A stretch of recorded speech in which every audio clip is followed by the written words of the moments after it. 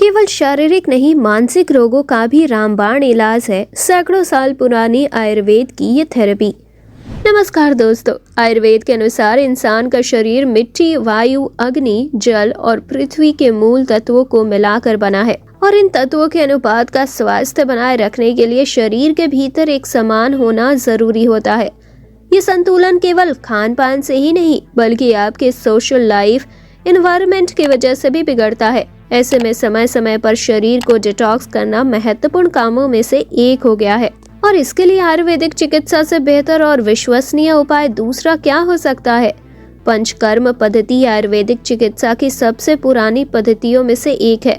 इसे आचार्यों ने सैकड़ों साल पहले शरीर में जमा होने वाले कचरे को निकालने के लिए बनाया था। एक बार जब सफाई प्रक्रिया पूरी हो जाती है तो शरीर बिना किसी रुकावट के अपने प्राकृतिक कामकाज को नए सिरे से शुरू करने के लिए तैयार हो जाता है। आसान भाषा में इसे बॉडी को आंतरिक रूप से डिटॉक्स करने की आयुर्वेद थेरेपी कहा जाता है। यह थेरेपी लगभग 5 से 7 दिनों तक चलती है। क्या है पंचकर्म? पंचकर्म आंतरिक संतुलन और ऊर्जा को रिस्टोर करने का प्राकृतिक तरीका है। इस शब्द का मतलब 5 क्रियाएं होती है जिनमें उल्टी, शुद्धिकरण, निरूहम, अनुवासन और नस्यम जैसी गतिविधियां शामिल है। इस थेरेपी को शुरू करने से पहले स्ट्रिक्ट डाइट रूटीन फॉलो करके शरीर को तैयार किया जाता है। वमन यानी उल्टी वजन संबंधी समस्याओं में मदद करता है। इस उपचार में पहले कुछ दिनों के लिए रोगी को अंदर और बाहर तेल और सेक उपचार प्राप्त होता है। शरीर की ऊपरी गुहाओं में विषाक्त पदार्थों के घुलने और जमा होने के बाद रोगी को इमेटिक दवाएं और काढ़ा दिया जाता है।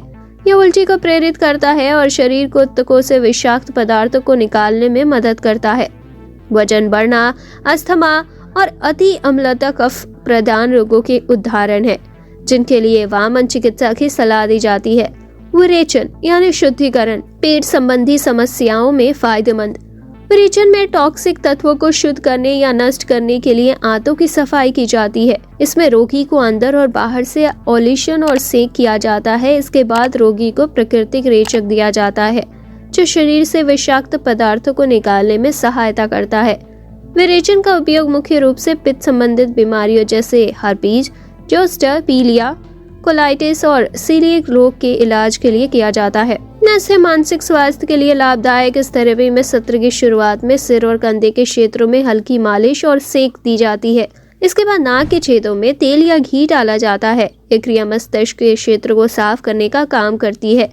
इससे सिर दर्द, बालों की समस्याओं, नींद की गड़बड़ी, तंत्रिका संबंधी विकार, साइनसाइटिस, क्रोनिक राइनाइटिस और श्वसन समस्याओं जैसे विभिन्न लक्षणों को कम किया जा सकता है। बस्ती अर्थात अनुवासन निरूहम गठिया के रोग में फायदेमंद। इसमें कुछ आयुर्वेदिक काढ़े को शरीर के अंदर रखा जाता है जिसमें तेल, घी या दूध शामिल होते हैं।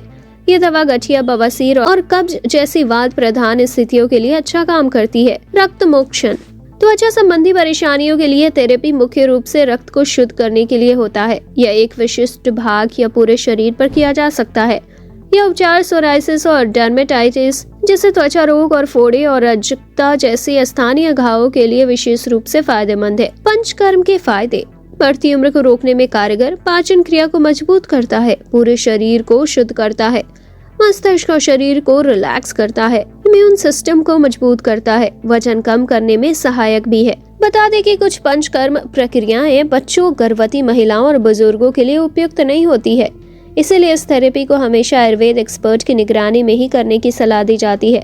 तो दोस्तों, ये जानकारी आपको कैसी लगी आप हमें कमेंट में बता दीजिए। इस वीडियो को लाइक कीजिए और ज्यादा से ज्यादा शेयर कीजिए। उसी के साथ चैनल को सब्सक्राइब करना ना भूलें और आगे वाला बेल आइकन भी दबा दीजिए। तो मिलते हैं अगली ऐसे ही नॉलेज से भरपूर वीडियो में। तब तक के लिए आप अपना और अपने परिवार का ख्याल रखें और याद रखें, आयुर्वेद ही जीवन है, जीवन ही आयुर्वेद है।